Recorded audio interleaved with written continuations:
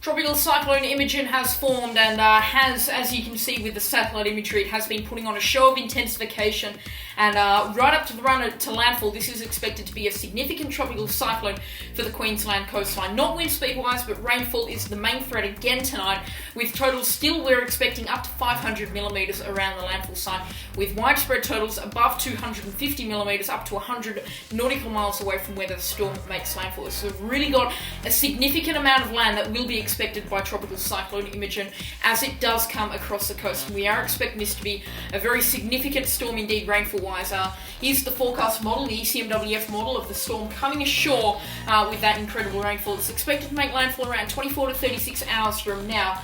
We can see as it comes ashore, we're seeing a lot of that red, which is denoting rainfall totals 50 millimetres or more in the next 3 hours. And then into those pinks and purples, which are rainfall totals above 75 millimetres in the next 3 hours. So we've got very significant and very persistent heavy rainfall coming ashore with Tropical Cyclone Imogen. This is likely to send river flooding through the roof. We've already got a moderate flooding warning for the Bork River, and it is a concern that this river will get to major flood level, which is off the top of my head 13.5 metres, and it is unlikely that this river will not reach major flood levels. So there's a very significant situation coming through. If we play through the winds, we can see not as much of a threat with the winds, but still the green areas denoting wind speeds stronger than 34 knots, and especially as that comes ashore, we can see widespread areas of green, which is a concern indeed. This storm could get quite strong before landfall, a sort of high-end Category 1 on the Australian scale, approaching Category 2 as well.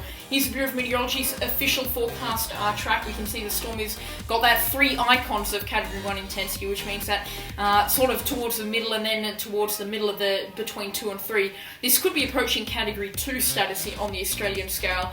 It's quite a prolonged period that this will spend at Category 1 status, especially how close it is to land.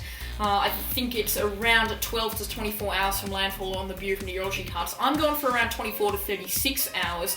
The storm is expected to significantly slow down on approach to landfall. It has been moving at pace over the past 2 days, and this could really throw this entire forecast guidance off the charts completely.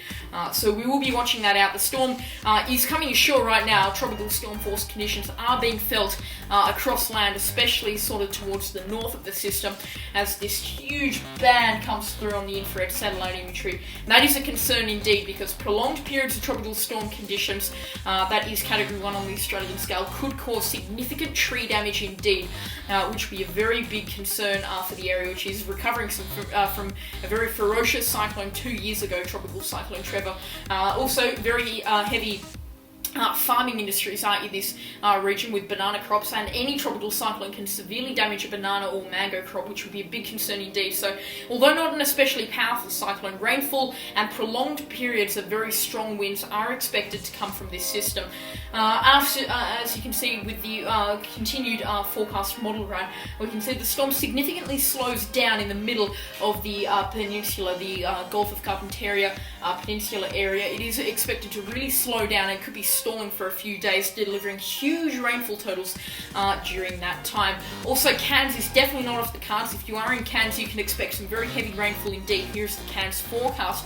We can be expecting up to 400 millimetres of rain in the next 5 days, which is very heavy rainfall indeed, and we can be expecting some very significant river flooding in that area. So the advice is, if you do live near a river, you need to think about your evacuation plan. If the rivers start rising and you think that your house is going to be in danger of flooding, you need to get out of that as soon as possible. If it's flooded, forget it, because as I've seen before, flooded stuff is impossible to retrieve. You've got to really be careful with floodwaters, because they can come on top of you within 5 minutes and they will really surprise you indeed. Another threat from this system will be significant storm surges. Tides in this area can reach 10 metres on a high tide and on a full moon, and combined with this combined with the storm surge, we can be expecting tides significantly higher than that, and significant wave heights as well will be pushing mountains of water onto coast. So if you are in a coastal beach community, also think about having an evacuation plan set in place. Apart from that, there's not much more to say about Tropical Cyclone Imogen, apart from it being quite a potent storm to the region from Mornington Island right up towards Sweeper. So if you are in the region, you need to be taking all warnings and advisories seriously from the Bureau of Meteorology. Stay up to date on the Bureau of Meteorology website, and don't forget to subscribe here for future updates on this storm. That's the latest on Tropical Cyclone Imogen from CycloneTracking, and I'll catch you all in the next storm. Goodbye.